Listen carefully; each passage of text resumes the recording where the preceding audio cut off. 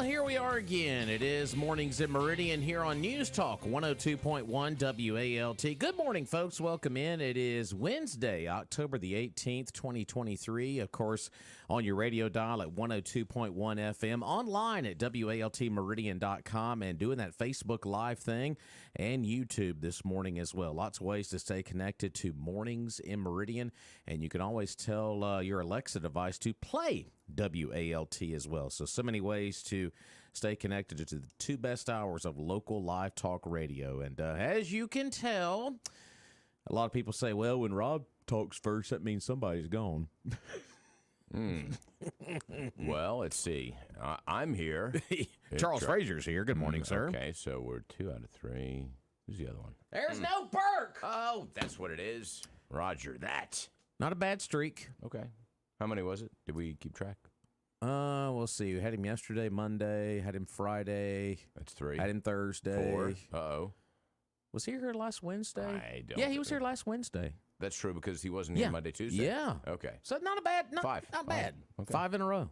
Not bad. All right. Okay. No Respectable. Cal Ripken streak, but we'll take it. No, not really. Nor the Brett Favre. But, Brett Favre. I won't talk about that streak. Yeah. Well, Roger is building a volleyball court somewhere. Oh, boy. But he'll be back in with us next week here on the show. So he says. Yeah, allegedly. But a lot to get to this morning. Yeah, we were talking about this before we went on the air this morning.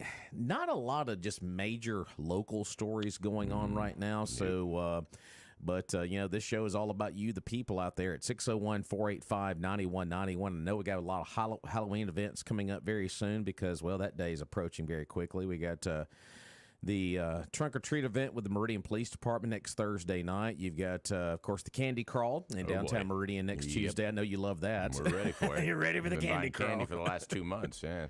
So how much candy do you buy for the Candy Crawl? Well, I buy the big bags at Sam's, so we will get 20, 25 of those big, huge bags. So you go through that much? Yeah, wow. And we give each kid one piece because, first year we were like, oh, grab some, and they take a handful. You got to learn. We're out of candy. It's 4:30. It started at 4:15. Or whatever it was. It was very quick that we were out, and so... even giving them and kind of controlling it, we're still going through just bags and bags and bags. It's like the first year, like, all right, this is my first candy crawl. We're just going to give them all. We're going to make everybody happy. And then all of a sudden, 5 minutes later, we're going to have to lock the door. We got the candy Nobody's left. home. Hide behind the couch. Exactly. Go away. Here, I have a nice jar of peanut butter for you. Exactly. Take that. Exactly. Well, if I get arrested for that or something. But yeah. Yeah, the Candy Crawl is next Tuesday at 4:30. Hopefully we'll get some good weather for that. But the city always does a great job with that, and the kids in costume and all the downtown businesses get together. It is huge. It is. I mean, really, a lot of kids there. So if you are downtown next Tuesday, just be aware there's going to be a lot of kids around. Yes. And a lot of parents as well, obviously. But they've had, I know in years past, a petting farm. Yeah, or a lot of different stuff. Petting zoo, whatever you want to call that. Just a little area over by Dumont. And I don't know if they're going to do the same. It seems like every year there's a little bit different of a twist. So I haven't really seen the plan for it at this point. I just know that we're giving away a lot of candy. Well, just be aware that event's coming up Tuesday, so downtown traffic will be pretty, I wouldn't say at a screeching halt, but it'll be a little different, obviously. And then this going to be a challenge and everything like that. And then this Thursday, you got the Meridian High School homecoming parade. Oh, great! It's going to be happening in downtown, so just be aware of that because that traffic will be going through downtown. I think the parade's going to be around 5:00. Okay. There on Thursday as Meridian High celebrating their homecoming this week. Parade will cause some delays there as well with folks getting off work there on Friday, so just be aware of that. So there's your Meridian traffic update for downtown. An odd time. Yeah. Hey, let's have it at rush hour in downtown. Yeah, well, that's not my call. No. I wouldn't suggest that. Yeah, no. Why don't you do it on a Saturday, though?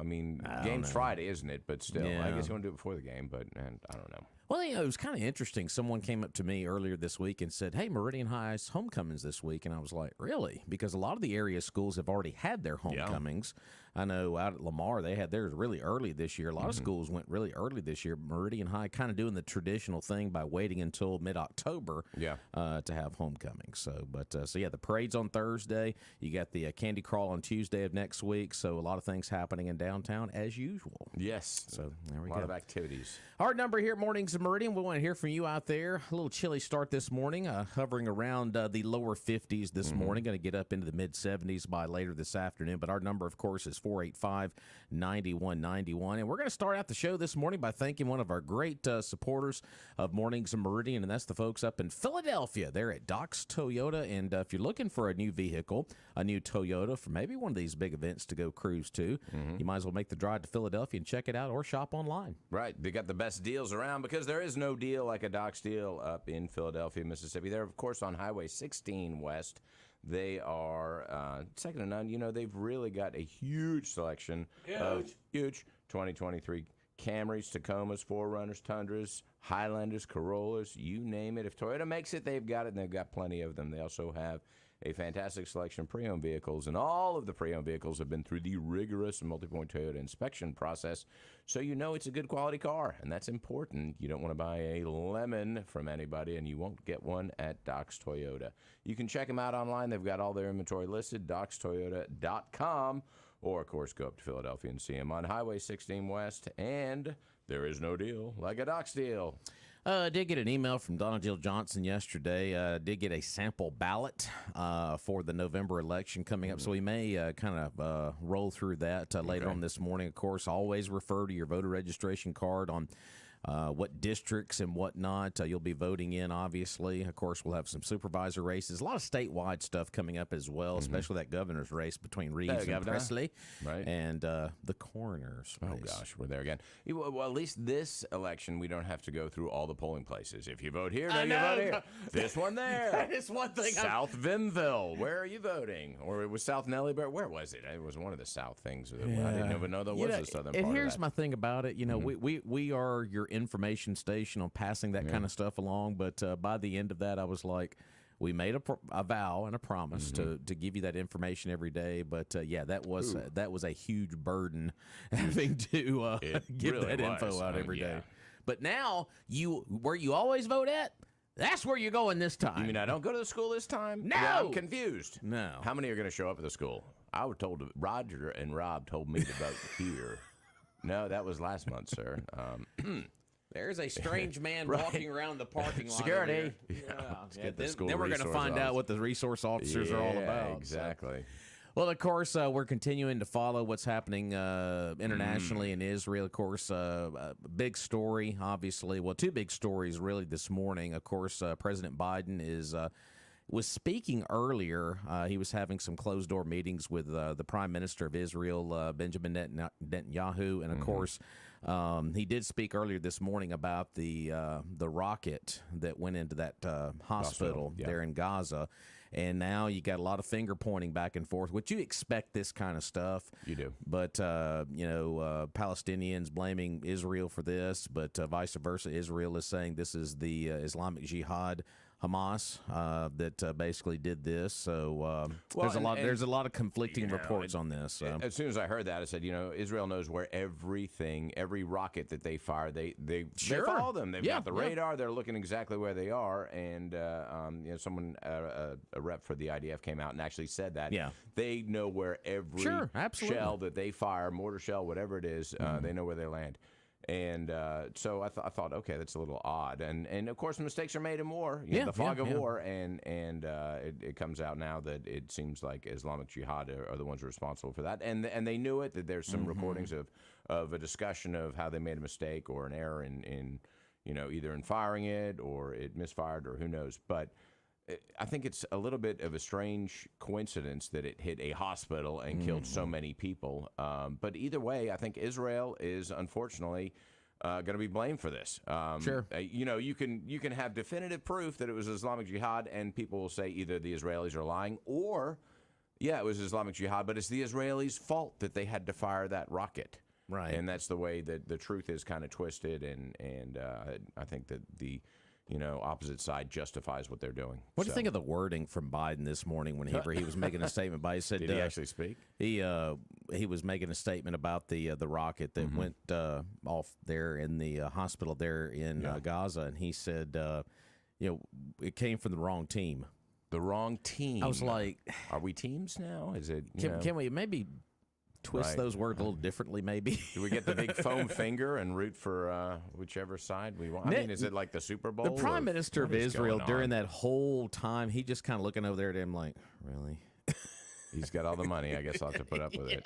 So, wow. I just thought the wording on that was a little the wrong team. I mean, I get where he's coming from, but I mean, he's over there. He should be over there. I don't know if the timing is right, but either way, it's obviously we need to be involved in it in some level. I don't know that we need, quote unquote boots on the ground. I know a lot of people hate that term, but we're getting closer and closer, obviously, with the carrier groups there, and I think it's just a matter of time, unfortunately.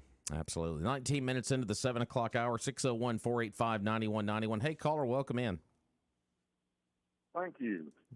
Yes, sir. I appreciate that. I would like to mention that there's also an additional homecoming this week, Saturday, at EMCC. East Mississippi. I better know who this is. Correct. 2 p.m. kickoff. That's Okay. the only time I know. It's the trash About all the man. activities. It's the trash man. That's who it is. Who is it? He said, "What'd you call me?" Going down there. Second. So it's 2 o'clock Saturday up in Scuba, that Sullivan Wyndham Field. Scuba United States. United States. The two undefeated teams in the North Division are playing for leadership of that part of the conference. There you go. Northeast and East Mississippi are both undefeated in the North Division. Okay. So, and that's who we play. So, all right, 2 o'clock. Yeah, that's a good one. That's right. See you there, hopefully. There we go. Be a big one on Saturday. Nothing like Saturday college football. You're right about that. Well, and the weather is hopefully will be conducive, and it won't be as hot as it was back when we started in September. No joke about that. Mm-hmm. Okay, I just wanted to mention when I heard you mention Meridian High's homecoming. I guess by some standards we're a little late, but it's always been in October, so we didn't catch it. All right, awesome. That's great. And it's going to be about 80 degrees, so perfect day to get out to Scuba and watch a good football game. That's too hot, but we'll accept it. Too hot in October. Just roll with it. Come on now. All right. Thank y'all. I appreciate it. Appreciate it. Thanks. 601-485-9191. So there you go. Another homecoming football game this weekend. East Mississippi traditionally does their homecoming on Saturday. Of course, the junior college games are usually on Thursday, but when it's homecoming weekend, they push it to Saturday. So they'll play at 2 o'clock there in Scuba on Saturday afterning. So good stuff. There you go. 485-9191 is our number. Getting back into Israel here real quick. There is a lot going on in Lebanon right now. The U.S. Embassy there in Lebanon has been set ablaze. So that was a big story that is coming out. Protesters have erupted outside of the U.S. Embassy. A lot of protests all around that building, and they have set it aflame there. So that's another big story. And also, on top of that, there's so many layers to this Israel deal as we go along here. GOP senators are introducing bills to refreeze the $6 billion in Iranian assets as well. So they're trying to get that kind of in the works there. The refreeze. But once again, I say GOP senators. Okay. Of course, we know has control of the Senate, so we know exactly where that's going to go. It's going to go absolutely nowhere, but they're at least bringing the discussion there to the floor. Well, I don't know. There are quite a few Democrats who have pledged their support for Israel, so it may be that they say we're gonna find out about that. Yeah, we will see. Yeah. This is a good test. Yeah, so we'll see where they stand. So, like I said, a lot of layers to this, but yeah, the big one this morning is the hospital in Gaza that we're watching, and of course, Biden. They said this morning that this is going to be a quick visit. Like, he's going to make the visit and he's going to get out because technically he's in a war zone. Yeah. I mean, technically, and I can't imagine the security protocol with this last-minute visit or last-second decision to make the visit, rather. how that security is on the back end of this with him going into Israel. So well, and he was supposed to go to Jordan and meet with the Palestinian Authority president and also the King of Jordan. But I think that those invitations have been rescinded, or they've decided not to meet with him, and which I thought was an interesting ploy on both their parts, especially the Jordanian king. So anyway. We'll see. Hopefully something, I don't know what they intend to accomplish over there, just pledge support for Israel, or if there's, kind of some backdoor dealing going on, or what's happening. But I don't know that the Israeli war machine can be stopped at this point. If that's what they intend to do, that's what they're going to do. Exactly. Obviously the Americans have we have a lot of influence over their actions, but not with defense. I don't think they're going to listen to No, exactly. Okay, we appreciate your input, but we're doing it anyway. But we're going to do it anyway. Yeah. So let's go back to the phone line at 485-9191. Hey, caller, welcome in. Good morning, true American patriots. Hi. It's mighty funny. Here it is. The whole world's getting all upset about their civilians. The other team, as Biden calls them. Why we can't call the enemy anymore? We call them bad actors and the other team. And Biden being over there, for what, man? Netanyahu, he ought to get on the worldwide downlink. Hey, look, man. Whether you're United States, United Nations, the Popey, or whatever, unless we have the Moses burning bush experience and the high command tells us not, we're taking it to the ground. So y'all get over it. There are no rules in love and war. The rules are for fools. Your enemy don't play by any rules. Oh, we're much more civilized and much more elevated, and we've got all these principles. And that's the reason we ain't won one since World War II. Thank you very much. Throw that crap in the garbage. Debate it at West Point 100 years from now. Your job is to get out there and kill the enemy and destroy his stuff. And be good at it. Be happy in your work. But they're delaying, and the longer they delay, they're going to get more Israelis killed. They have more time to put their sniper hides together, their booby traps, all their other things that they're going to fight this house-to-house ground war and lose a lot of people. Just continue shelling it and bomb it. God let it rain for 40 days and nights. Israel needs to let it rain iron for 40 days and nights. Roger that. There we go. The has spoken at 485-9191. So, and Charles, I wanted to get your take on this. A lot of the national shows after we went off the air yesterday were talking about the Biden visit that happened earlier. Well, that in the afternoon over there in Israel. But, Clay Travis and Buck Sexton had brought up the point yesterday. This is only slowing down the Israeli ground attack it's just delaying it even more, because we've heard the Israelis want to go on the ground and go into Gaza and, of course, do what they've got to do or what they feel like they've got to do.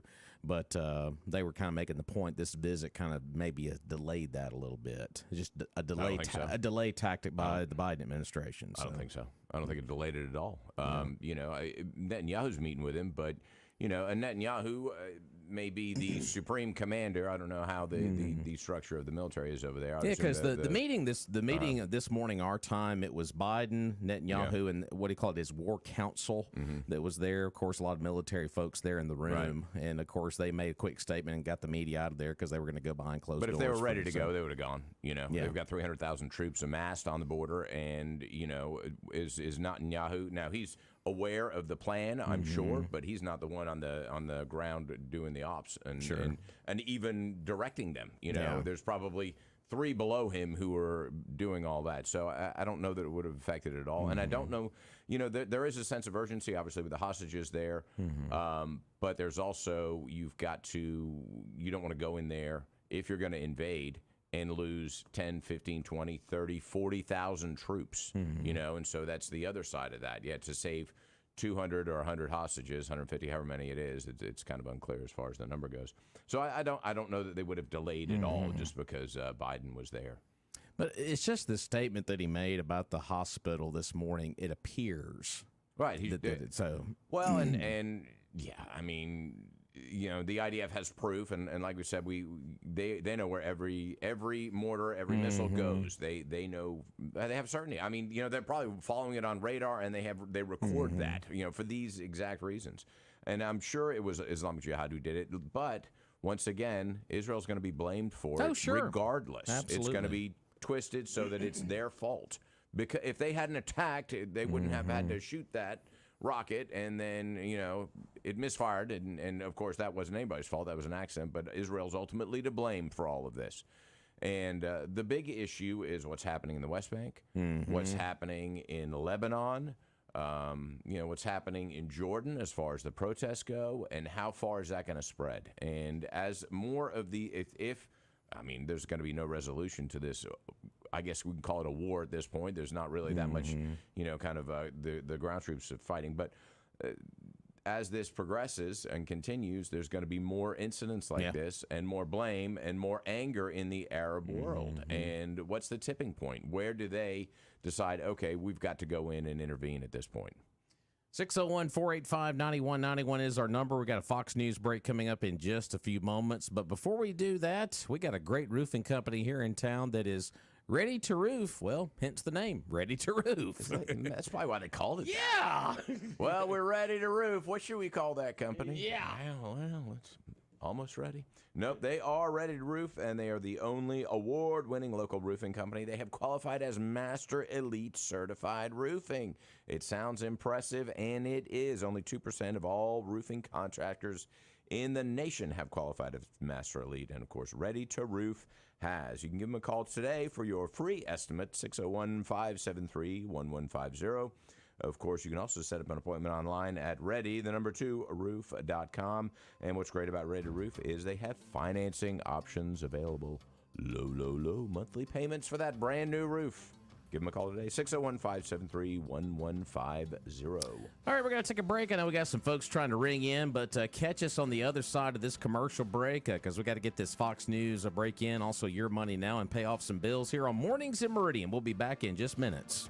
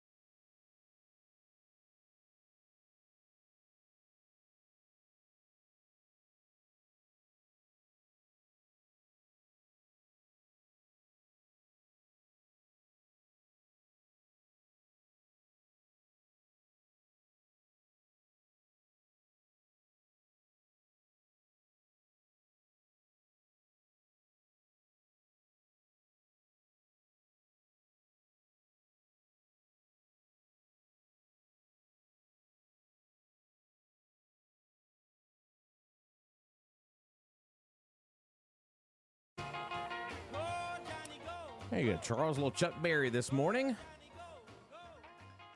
Chuck Berry would have been 97 today. Wow.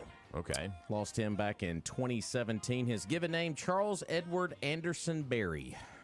So there you go, some good music there from Chuck Berry getting us back here on the program. Other birthdays on the list this morning, Jean-Claude Van Damme. Oh, Jean-Claude. He is 63 today. Of course, Bloodsport, Double Impact, a lot of other action movies. So he is turning 63 today. The Muscles from Brussels. Yeah, the Muscles from Brussels. Zac Efron, actor, 36 today. Well, the late Peter Boyle would have been 88 today. Of course, The X-Files and Everybody Loves Raymond. And the late Dawn Wells would have been 85, of course, from Gilligan's Island. Marianne, That's yeah. right. And, well, she was in the news a lot last year when we did the exchange. Brittany Griner. Yeah, okay. She's 33 today. Okay. And Pro Football Hall of Famer Mike Ditka is 84.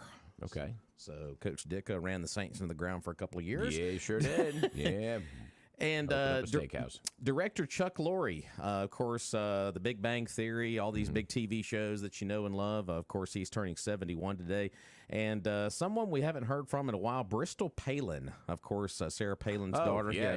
Celebrity star Who there. is that? Yeah, she's 33 today. And then Riding those coattails. Exactly. Champion skier Lindsey Vonn is 39. Of course, once upon a time, she dated Tiger Woods. So there you go. So let's go back to the phone line here on Mornings in Meridian. Hey, caller, thanks for holding. Hope you're having a good one. Good morning. Morning. I was watching Iran. They've got their practices. They all over the place, and they found out that for years and years and years, they've been building tunnels in South America, Mexico, United States, all over the world, and they've been stashing the weapons here for years. They don't know how long. All they've been waiting on is to start getting people to pour across the border so they can supply them with the weapons. That's been the big wait. Open the border. And the weapons is already here. All they need, like I said, is just the people to supply them with. Hezbollah, Iran, they've been coming through Venezuela. They've been living in Venezuela for over 10 years and learning the Spanish language. And they said that Hezbollah now has been coming across the border, and you can't tell from the Mexicans because they speak it from Hezbollah, the ones that cut your head off. Now they are coming across the border, Hezbollah. It's been a 10-year wait. They got long patience. So they got your stashes over here. Now they got the border open, and they pouring in. What a fool we have been. Thank you. I appreciate that. 601-485-9191. And, you know, Iran, of course, is the other part of this layer of the story as well. And we mentioned before we got into the Fox News break about the story that lawmakers in the Senate are looking to freeze that $6 billion in Iranian funds reached through those negotiations. Of course, those talks are really increasing, and Senator Marsha Blackburn from Tennessee is leading that group of GOP senators, urging the administration to limit Iran's ability to provide support to Hamas. 20 GOP senators there in that chamber are trying to push that agenda ahead here. And Blackburn was on Fox News yesterday and said that President Biden blamed him for sending Palestine over $730 million in aid since taking office through the United Nations Relief and Works Agency for Palestinian Refugees. So, but yeah, kind of an interesting deal. They're critical of that aid? That's what it sounds like. Well, that aid is, you know, they're very, it's very specific as far as what the Israelis will allow in. In fact, no cans or anything metal. I mean, it's Right. you know, it's a lot of rice and foodstuffs. And in fact, I think that, you know, 80% of the food supply is humanitarian aid from the UN that goes into Gaza. Right. So I don't know that should be restricted.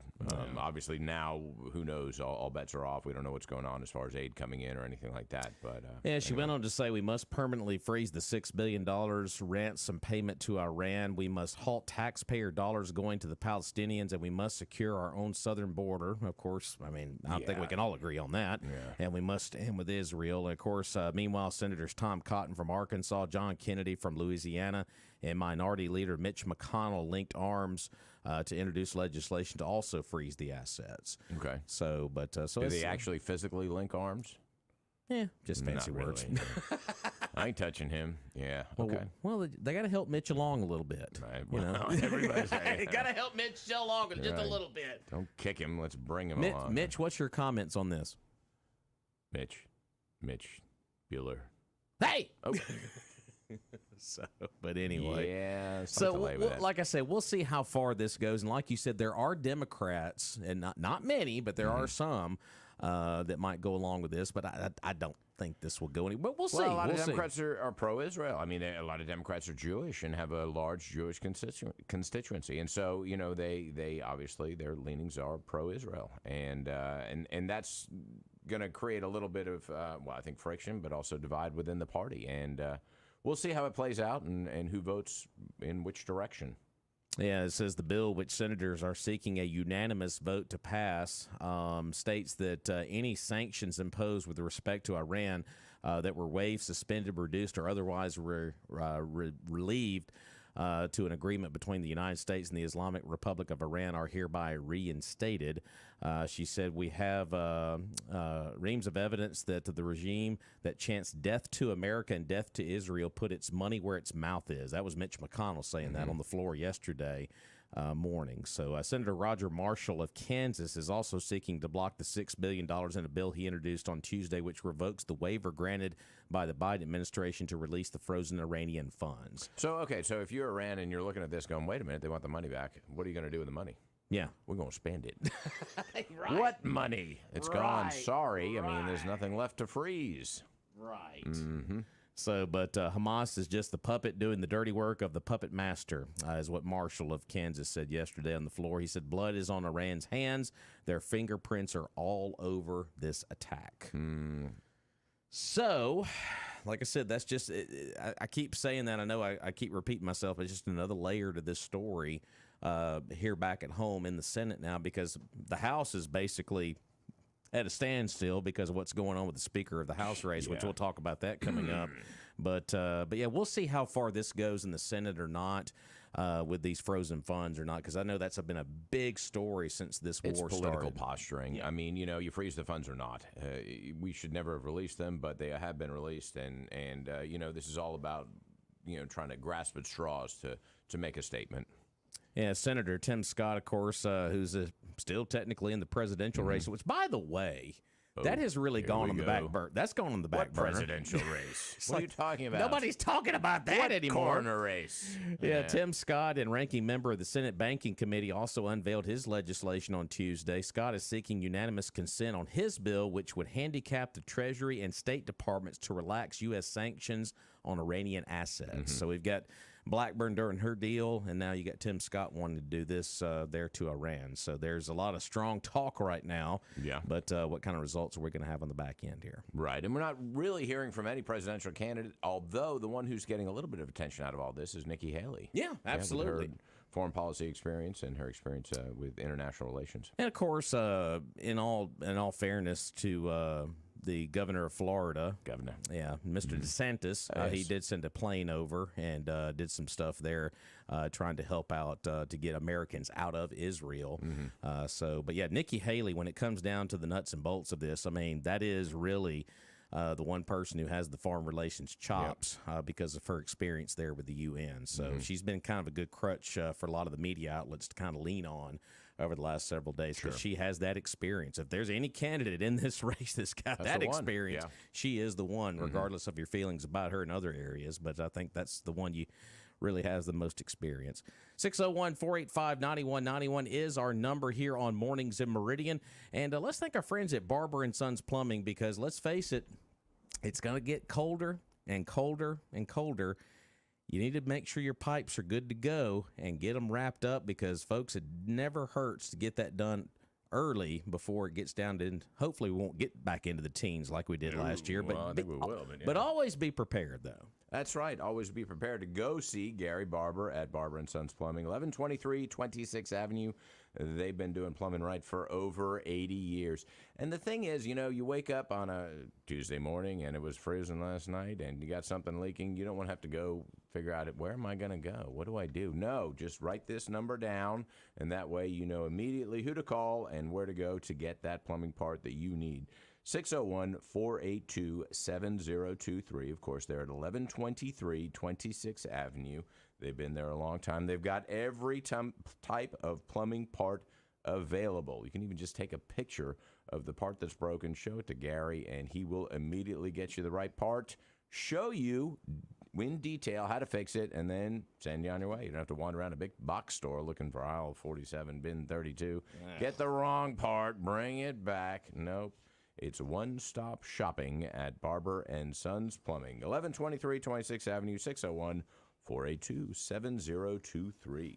All right, and we're going to take a break here on Mornings in Meridian, and when we return, we're going to talk about a big race coming up this weekend with our friends out at Meridian Community College, and this is one of our favorite events every October. So we'll get into that interview coming up after this short break here on Mornings in Meridian. Don't forget our number, 485-9191. We'll be back.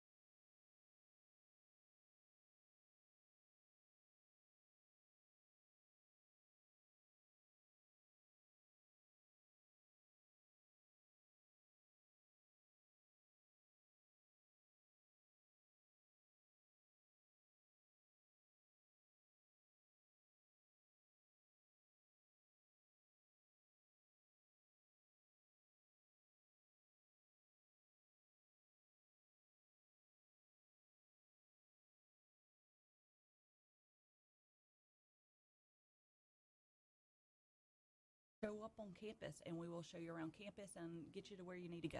Fantastic. So once again, that Saturday, the Queen City Race for Life at the MCC track starting bright and early at 8 o'clock. And, of course, the car show going to be going on as well. So there you go.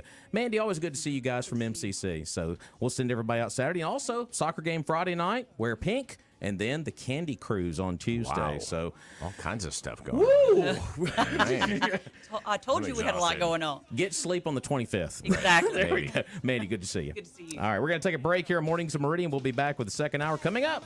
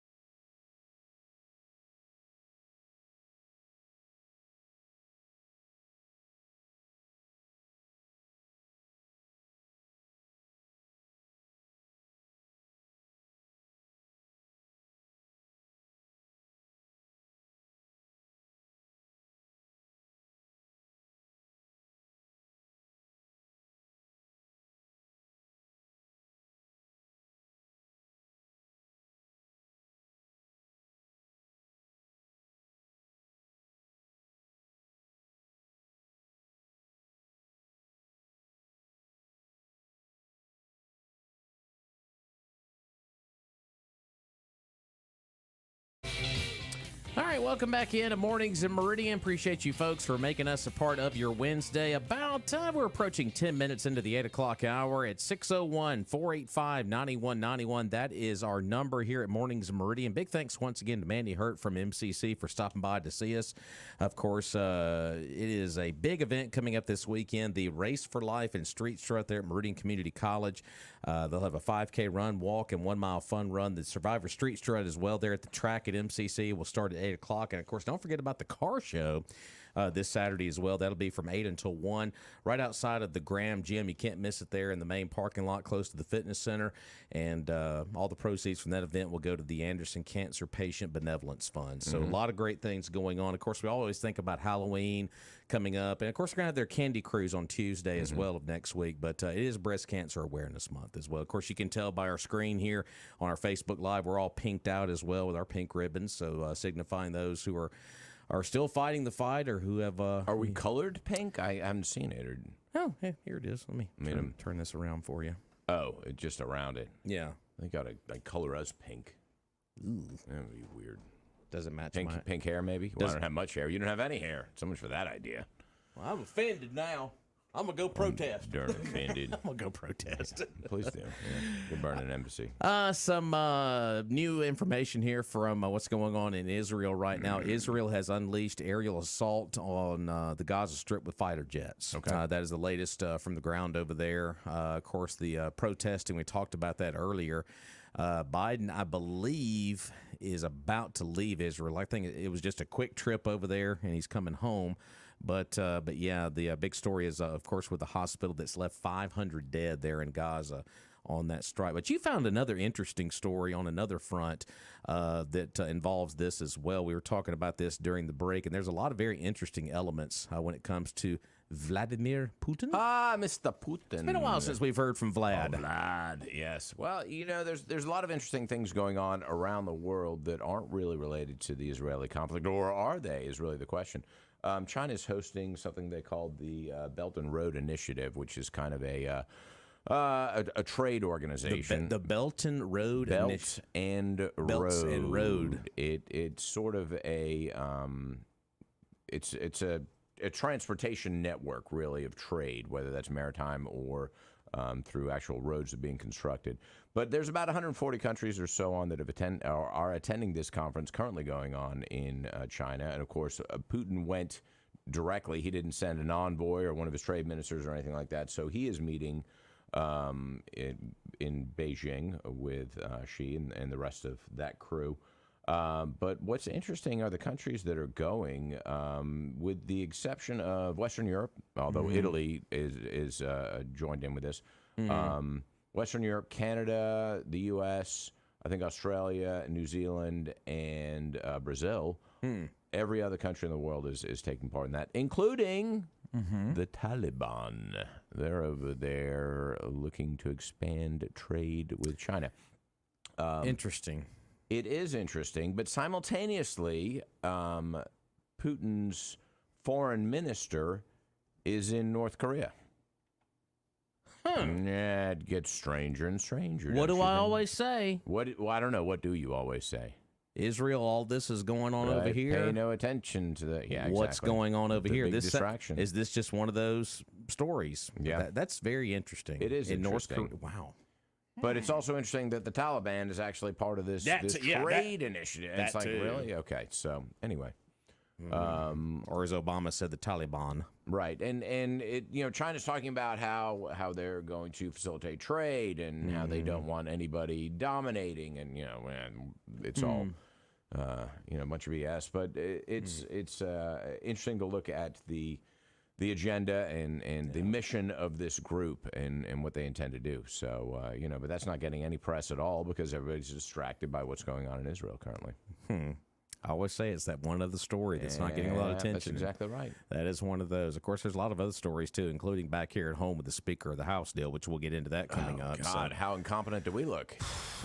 How many votes will it take? Was 15 from McCarthy, right? Well, what happened yesterday with the vote total was there was a split all over the place. So we'll get into that coming up. But first, let's go to the phone line. Our number, 485-9191. Slap that 601 in front, obviously. Good morning, caller. Good morning. Hello, morning, sir. when we get that school bond out of here, we get the Israel event. I know, right? We do have another election coming up in November. That's right. But you can go to your correct polling place. Not the school. Not the school. Okay. All right. I'm confused. Right. Yeah. All right. When we gonna pass the omnibus war bill? Huh. Yeah. Yeah. Hold your breath for that one. Right. Yeah. They need to give that one a colonoscope. Colonoscope. That's right. Well, it's like I said. How long we've been in this deal? Well, I say Israel and the Palestinians. As far as what almost 2 weeks now. This has been going on, or close to. It'll be 2 weeks on Saturday. Two weeks on Saturday. The terrorist attack. Yeah. So 8 or 9 days. Yeah. Yeah, we'll see what happens with that omnibus bill. Always a bad plan. Bundle it up. What do you think about what Charles just said about this is what's going on in China right now with all these folks gathering there to try to expand their economic plans? Let nothing stand in the way of economic development. Even China. Yeah. I learned Even that communism. from Meridian, Lauderdale County. Yeah. Oh, yeah. It's been quoted by numerous proven leaders. And how much is standing in the way of economic development in Meridian, Lauderdale County? You'll have to speak to my bondsman about that. Yeah. We only have a 2-hour show. Well, actually, 45 minutes left, so I don't think we have enough time. Well, I've been enjoying listening in. I've had some confusion. Once there was an announcement about a veterans celebration at Southeast School, and Roger was making reference to cleaning his pool out. And yesterday I was equally confused. I believe it was yesterday when Mrs. Ruth was given a tutorial about Chicanos. Yeah, that was confusing. Yeah. Yeah, I was confused there too. So I thought so I'd call confused. in this morning and see if I could find out how to differentiate between Chicanos and Latinos. I think we need a user's manual for this show. Yeah. Now on. Yes. Yeah, I'm not going to stress over it. I don't think you will. Right. Well, I'm enjoying your program this morning. Appreciate it. Appreciate you out there.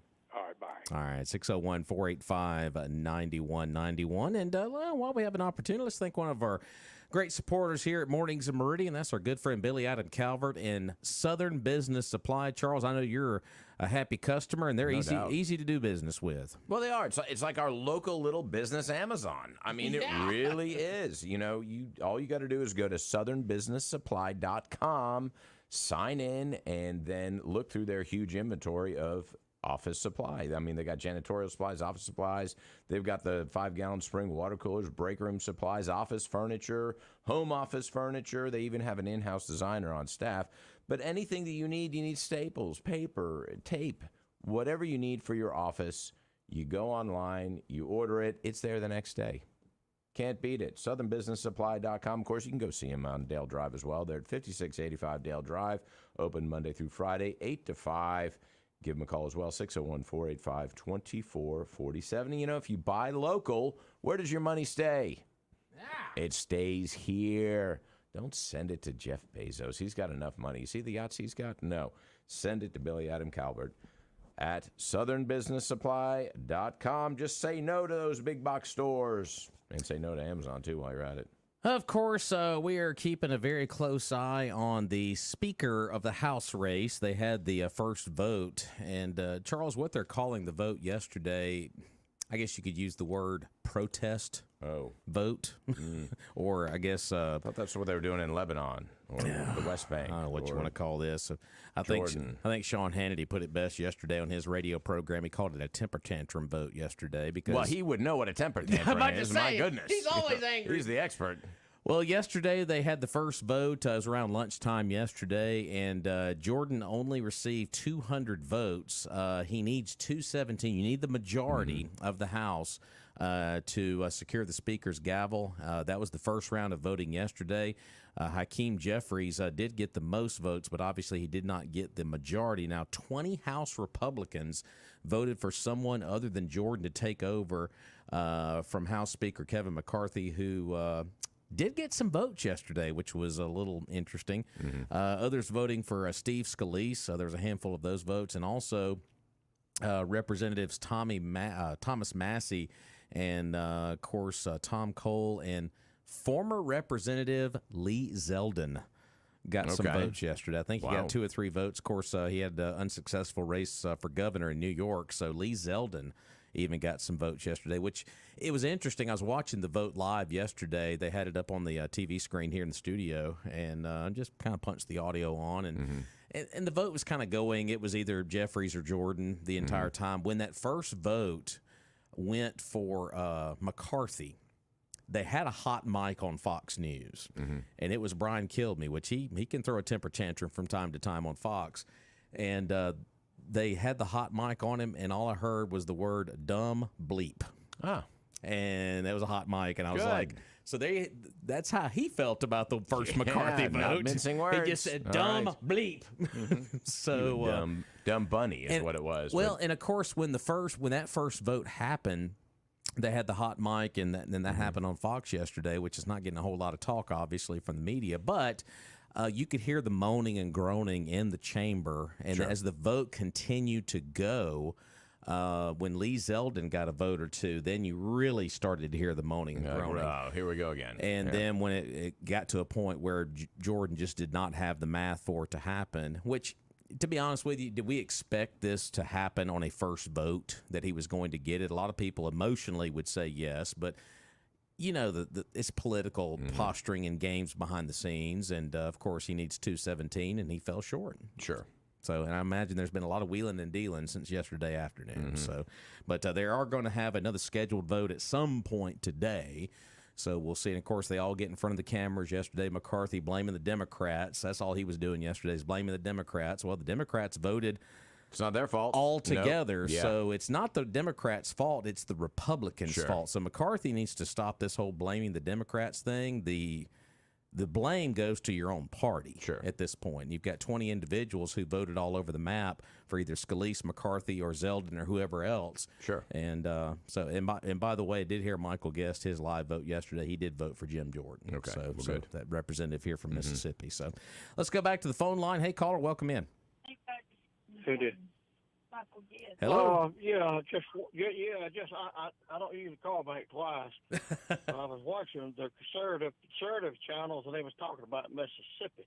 They've been talking about Mississippi about a week. The old South, and they talking about the Haley Barber Crowder and the rhinos that run it. They was talking about how they are Republicans, but they're really the old Democrat bulls, they call them, and they just keep siding with. So I've heard everything this morning. Yesterday I took a break and I didn't even watch it. I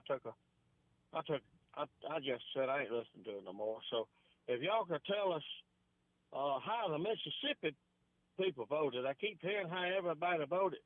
If somebody could call in and tell us how the Mississippi people vote, because I've got to get out of town, I might be able to hear some of it. What are they doing voting for? Were you talking about the? I got to get. Were you talking about the? Were you talking about the speaker's race yesterday? Speakers, right? I know. How people vote. I know Michael Guest voted for Jim Jordan. I do know that much. Okay. Yeah. And that's it. Yeah, I'll have to look up the rest of those individuals. We'll do some homework on that, but I do know for sure that Guest did vote for Jim Jordan. So. Roger Wicker, is he in the? Well, he's in the Senate. He's in the Senate. So this is a Senate, this is a House vote. So so Guest did vote. Yeah. Yeah, I just dropped my second cup of coffee, so it's up to third on the way. It's okay. I hadn't woke up yet, so okay. Just curious how ours voted, because I'm hearing about everybody else, but not our people, and that's important for me. Exactly. So I do know Guest for sure, but we'll check on the others. So. And he better have, because Trump got on that train wagon, and they said the other day that a lot of them was wanting to vote for McCarthy, but they said they get such a massive call from their constituencies if they're scared to vote, they a lot of them say they're going to have to vote majority because they don't want to be primaried out. All right, thank you. Thank you, sir. All right, there we go. So, but yeah, I do know for a fact that Michael guessed, because I was actually watching yesterday, Charles, the live vote, and when it got to guest, they said guest, and he said very loudly, Jim Jordan. Here is a list of the individuals who voted against Jim Jordan on the first vote yesterday. Representative Don Bacon of Nebraska was the first to cast a vote for McCarthy. That's kind of when the moaning and groaning started, and that's when Brian Kilmeade had the hot mic yesterday and said, "Dumb bleh." And Representative Ken Buck. Now, that is a name that you've heard a lot during this process with Speaker. He voted for Emer. I believe I've got that correct there. Yeah, because Zeldin, Representative Tom Emer of Minnesota is who he voted for. Representative Lori Chavez Reamer of Oregon voted for McCarthy. Anthony Despacito of New York voted for Zeldin. Representative Mario Diaz-Balart of Florida voted for Scalise. Representative Jake Elzy of Texas voted for Garcia. Another individual who got some votes yesterday, Garcia, let's see here. Trying to see where Garcia is from here. We'll get back to that in a minute. Let's see. Andrew Gabariano of New York was the second to vote for Zeldin, which makes sense. That's one of their New York guys right there. Representative Carlos Jimenez of Florida voted for McCarthy. Representative Tony Gonzalez of Texas voted for Scalise. Representative Kay Granger of Texas voted for Scalise. Representative John James of Michigan voted for Cole. Representative Mike Kelly of Pennsylvania voted for Scalise. Representative Jennifer Kiggins of Virginia voted for McCarthy. Nick LaLota of New York voted for Zeldin, another New York person voting for Zeldin. Doug Malaffa of California voted for McCarthy. Makes sense, California guy. Michael Lawler of New York voted for McCarthy. John Rutherford of Florida voted for Scalise. Another Scalise vote with Michael Simpson of Idaho. Victoria Sparks of Indiana voted for Massey. And Steve Womack of Arkansas voted for Scalise. So the reason I went over those votes right there, those are the ones who voted against Jordan. So you notice there was no Mississippi representatives in there, so that means they all voted for Jim Jordan. So that gives you an idea of what happened here at home with folks representing not just Mississippi, but Alabama as well, as all of our representatives, whether it's a big surprise all Louisiana voted for Jordan. Yeah, really. None voted for Scalise. I didn't hear you say one. Yeah. So that's so you can tell geographically the Zeldin votes. A lot of representatives from New York, of course, California, a couple of those in there as well. But Scalise, McCarthy, of course, the Zeldin votes was a little weird. The Zeldin votes was a little surprising, and I think that's more of a temper tantrum type deal with some of these folks. Yeah, exactly. And but you have a guy that's backing out of the race, Scalise, McCarthy, who just got vacated from the seat, and you're still going to vote for him. Yeah, you're only hurting yourself and the party the more this goes along here. Well, it's all about personal gain, isn't it? Yeah, it really is. Like, what are you getting out of this? I've got to vote, and what are you going to do for me in order to get my vote for Jordan? And so that's what they're leveraging. And it's really, let's just do something right for the country instead of your own personal gain, political gain. And, of course, a lot of people have said with what's going on in Israel right now, I mean, the House is sitting here basically two hands tied behind their back. I mean, you get it done. And, of course, Hakeem Jeffries did get the most votes. But like I said, you have to have a majority of 217 in order for this to go ahead. But he was on the Capitol Hill steps yesterday saying that Jim Jordan represents the ultra MAGA crowd. There we go, the MAGA word thrown back out there. Yeah. So, of course, Jim Jordan, once upon a time, was at the head of the Freedom Caucus right there. MAGA being tossed around again. Sure. So Trump deplorable. Trump is still in the conversation somehow. He always will be. He'll never go away. So there you go. That's an update on what happened in the speaker's race yesterday. They should have another vote potentially at some point today. So we'll keep it a close eye on that. Well, went 15 rounds with McCarthy. Do you think it'll go that long again? I hope not. It's like Rocky 2, you know what I mean? 15 rounds the first one. I'm trying to remember. I know it went 15 rounds, but how many did he get in the beginning in this first couple rounds? I don't think it was as many votes as Jordan got, because Jordan ended up getting 200. So that's true. I mean, he doesn't have as far to go. Yeah. But I think the people looked at what they were able to leverage with the delay in the McCarthy vote, and You know. Well, of course they go. What did they get? You know, they go through the roll call yesterday, and there was some, and you can change your vote once they go through the roll call. If they go back through it again and say someone's not present for the vote, or they vote present, or they're just not in attendance, you can change your vote if you want to. Matt Gaetz, I was interested to see how that was going to go. And they put a camera right on him. He stood up and said Jim Jordan. Okay. So he voted for Jim Jordan. Lauren Bobart from Colorado, she voted for Jim Jordan. So a lot of those that were anti-McCarthy did vote for Jim Jordan. Well, not all of them voted for Jim Jordan that were against McCarthy. No. So we still have a lot of very interesting things going on there in Washington as the politics continue to rear their ugly head on the floor with all the wheeling and dealing in the speaker's race. But they got to get something done soon because we got a frozen chamber right now. So let's take a break here for Fox News. Our number 485-9191. We'll be back in just a moment. Stay with us.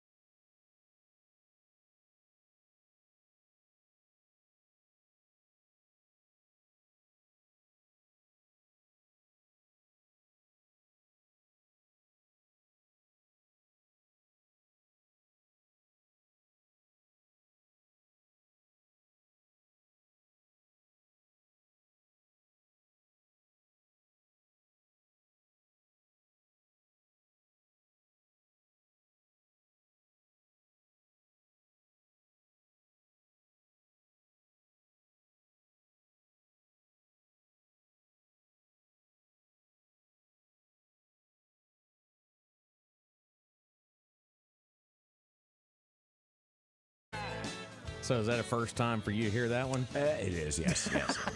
Wow. I like my women a little on the trashy side. Confederate Railroad there on Mornings in Meridian. Of course, you can hear classics like that on our sister station, 105.7 The Legend. As welcome you back here to WALT Mornings in Meridian, online at WALTmeridian.com. And, of course, doing that Facebook thing as always, WALT Talk Radio. And, of course, it takes a lot of great local sponsors to keep the engine running here at WALT. And can't thank our friends enough down at A&A Glass. A lot of satisfied customers. And, you know, with the weather change, if you do get a crack, it's going to spread in a hurry with this weather change. Yes, it is. It's hot, cold, and then before you know it, that crack, well, it's a big crack, and you need a brand new windshield, and which of course A&A Glass can do, but they can also repair the little crack before it becomes that big of a problem.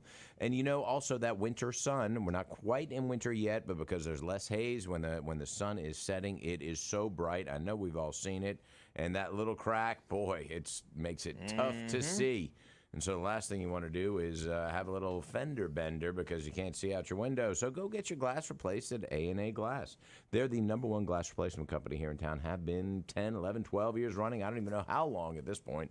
Give them a call, 601-693-GLASS, conveniently located at 217 Sela Ward Parkway, which, of course, is also known as 22nd Avenue, just 2 doors down from the Meridian Children's Museum.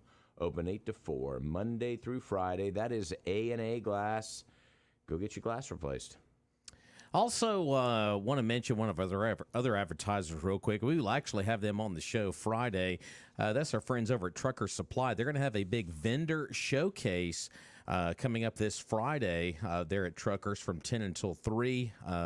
Charles, they're going to have 15 vendors. Yeah. A lot of big specials, and with brands like Milwaukee, Knipex, and Streamline. We always talk about those here on the program, but we'll have Alex in from Truckers on Friday to talk more about that. They're going to also have some live music as well. And food. Free food. So that's Friday out at Trucker Supply, their big vendor showcase. Christmas shopping season sounds like it to me. Oh, man, it's like 75 days away, something ridiculous like that. Tick-tock, tick-tock. Oh, go get some gifts over there, Trucker Supply. So that's 10 to 3 Trucker Supply. Awesome. So free food, music, the whole bit. Yep, so we'll visit with Alex coming up on Friday and talk more about the vendor showcase with Truckers. But right now, let's shift gears over here. I don't know if you've seen this story or not. Of course, it's been Israel nonstop, and we talked a lot about that, the speakers race this morning as well. But Natalie Holloway, that story is back in the news this morning. I'm pretty sure you've seen the headline so far this morning, but Jordan Vandersloot, the prime suspect in the disappearance of Natalie Holloway, is expected to take a plea deal after being charged in an extortion plot, involving the Holloway family. Now, Natalie Holloway, of course, we all know the story. The senior trip to Aruba back in May of 2005 went missing, and she was never found. In January of 2012, a judge legally declared Natalie dead after a request from her father. And Vandersloot is facing charges of extortion and wire fraud in the U.S. after allegedly attempting to sell Beth Holloway, Natalie's mother, information about the location of her daughter's body. Yeah. So that's been a big story here. But Beth Holloway's lawyer told Fox News Digital that Jordan Vandersloot is expected to take a plea deal, which is conditioned on him releasing details on how Natalie Holloway died and what happened to her body. Yeah. So, but just the thing with him is weird. He killed a girl in Peru apparently. That deal he's too. Serving a 35-year sentence down there, and once that sentence is completed, he would then be extradited to the U.S. to serve out this other sentence, which obviously he'll be sentenced for if he does confess to the murder. So I don't know why he's. I mean, maybe he's got a conscience. I didn't seem like it before. You would hope. Yeah, the whole thing is a little bit odd to me, but glad that he'll be, that there'll be some closure for the family. Hopefully, Dave Holloway is obviously a local resident, and certainly feel for him. So if there can be some resolution, then it's great. But it's just he's an evil man, but he's a piece of work, that's for sure. No doubt. It said here they will be in Birmingham court today, in federal court today. A plea and sentencing hearing is scheduled for Vandersloot today at 9:30 in Birmingham in a federal courtroom. According to federal prosecutors, he had tried to extort the family for $250,000 to $25,000 up front for the information, and the rest to be paid once Natalie Holloway's body was positively identified. So, wow. Yeah.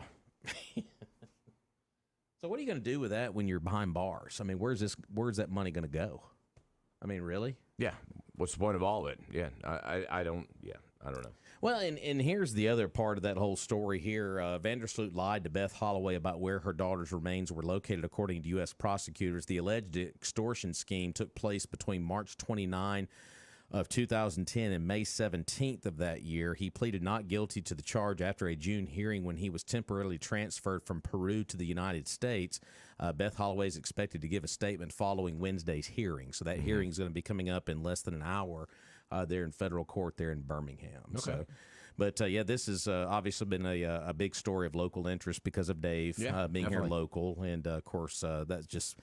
Well, it seems like it's hard to believe it's been that many years now. 2005. Yeah, and but still and trying to get some closure. Natalie lived here as a child, and then moved to Birmingham. After the parents split up. Yeah. So we'll see what comes out of that hearing later on today. Yeah. But it was with all that's going on in the world right now. That story just kind of popped up out of nowhere this morning on the headlines. So let's go back to the phone line here at Mornings in Meridian. Hey, caller, welcome in. Morning, boys. Hello, Morning. sir. I don't believe that you're going to get any resolution out of all of this. I don't think so either. I think he's a liar. I think he just wanted a vacation from the Peru jail. His family was well-to-do from Holland, so I can't imagine he needed money to spend any more than he had already had availability to in a Peruvian jail. $250,000 was not going to help him. I wouldn't think. I mean, maybe it would, maybe it wouldn't. I don't know. But I think he did it all just to get out of jail from Peru. Yeah, you may be right. Yeah, he wanted a vacation.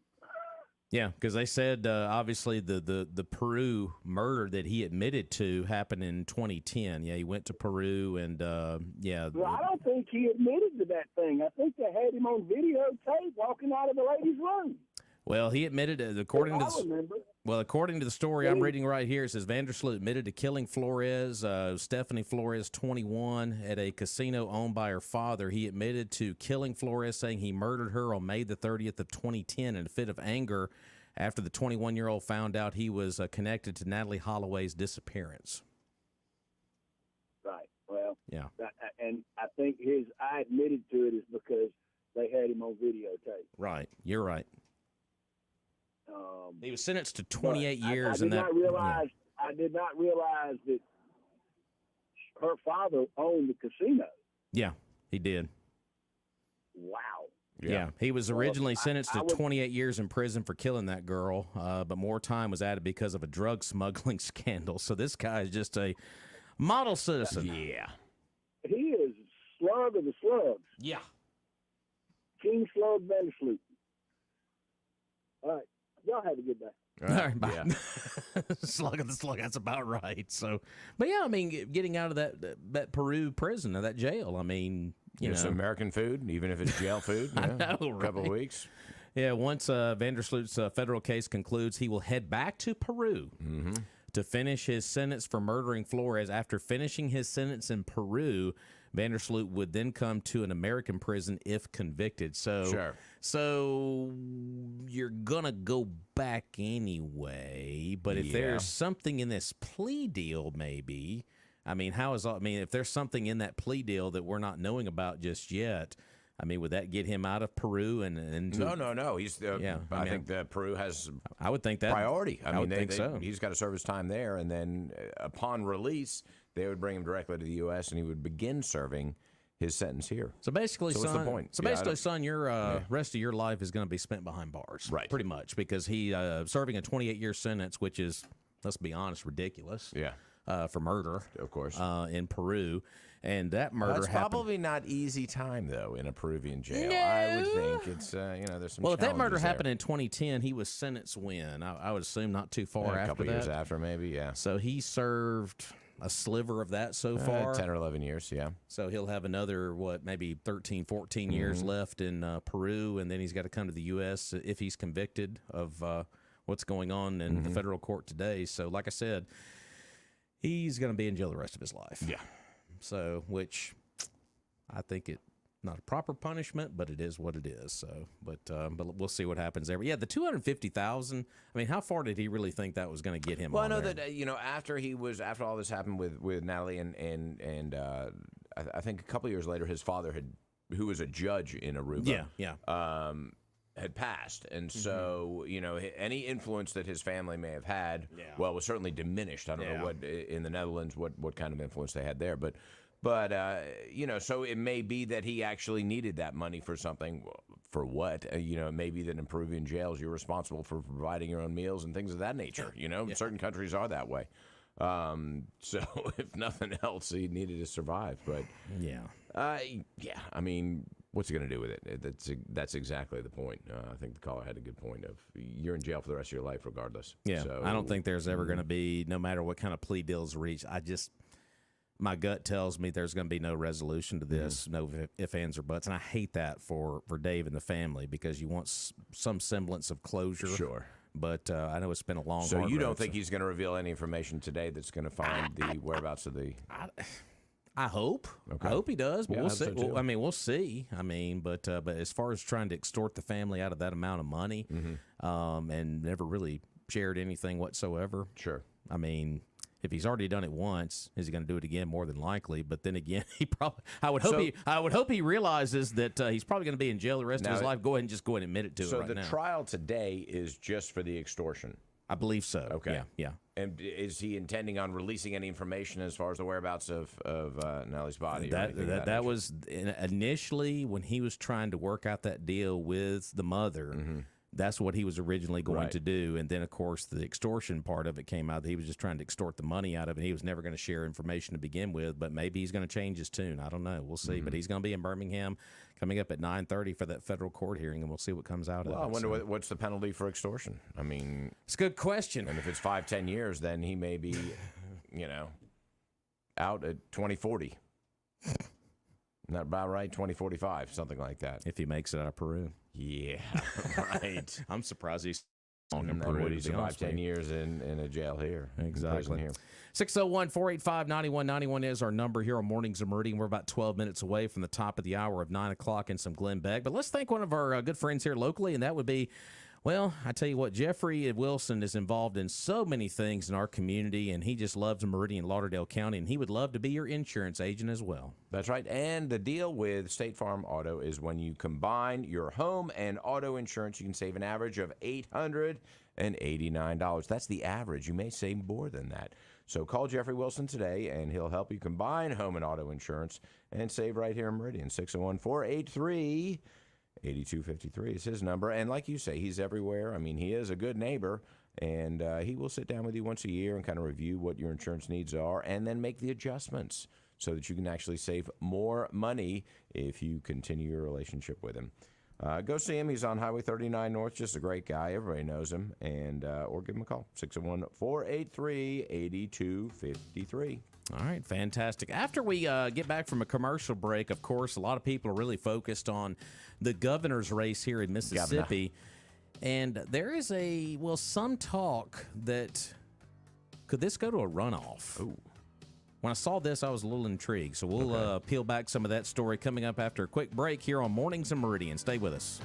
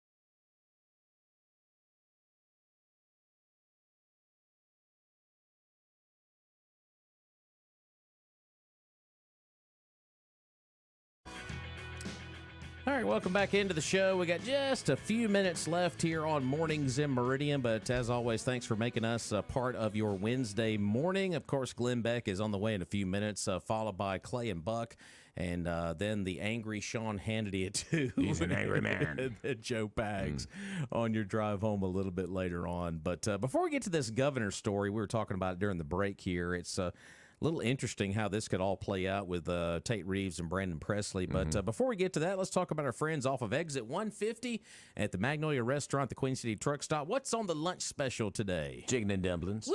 Yes, that's where I'm going for lunch.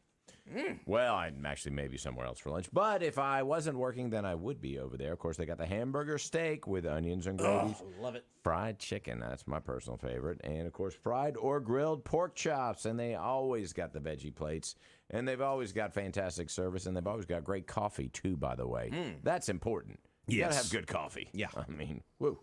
Just great, friendly folks over there. You can give them a call and get something to go as well, 601-482-0259. And they've always got your favorite, the Biggie Burger. It's humongous. It's so good, though. I mean, it puts all those other burger places to shame. And, of course, if you like breakfast, they've got the long-haul breakfast. That thing will keep you going all day long and well into the night. You don't have to be a long-haul truck driver to enjoy that one. Let me tell you that. And something else is sneaky good with a Biggie Burger is the onion rings. Of course. Whew, so good. So good. Biggie onion rings. Might as well. Well, So Biggie Smalls. 7 minutes away from the 9 o'clock hour, a governor's race. Of course, you've heard the advertisements all over radio, television, no, I don't everywhere. think so. I'm not sure. Oh, really? Yeah, right. There you go. Yeah.